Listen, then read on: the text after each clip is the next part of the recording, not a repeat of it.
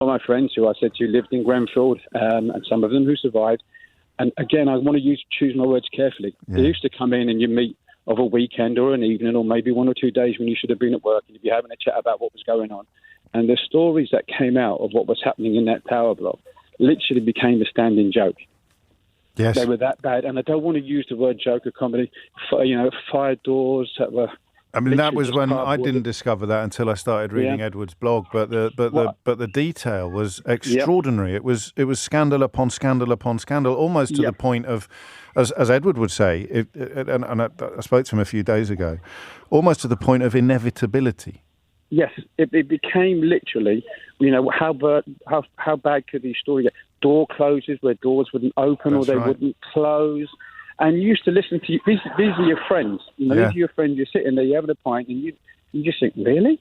Yeah. And then, like I said, it became to the point where it was comical because then you just didn't know. And you went to complain, then it was turned on you that you were the troublemaker, you were the one causing all the problems. That's exactly what happened. This sounds familiar. It's no one else's fault. It's just you. Yeah. It sounds a bit like the post office. You're the only one complaining. Yeah. And I mean, Edward obviously was living the experience, and he was wise enough to blog it, because if he hadn't blogged that, who would believe him? If that wasn't written down months or years before, even like the story I'm telling you now, who would believe him? That's if it wasn't there. If he said, I knew this was going to, we all say that, I knew this was going to happen. Yeah. I did mention, but if he hadn't wrote that down.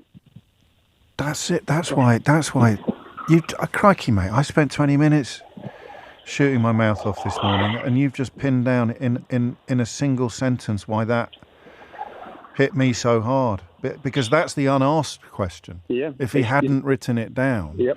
What do we think the kind of people who kept the truth about Hillsborough from the public, who sent post office sub-postmasters to jail, who tried their damnedest to keep the infected blood scandal away from the light, what would those kind of people have done with regard to Grenfell if it hadn't all been written down?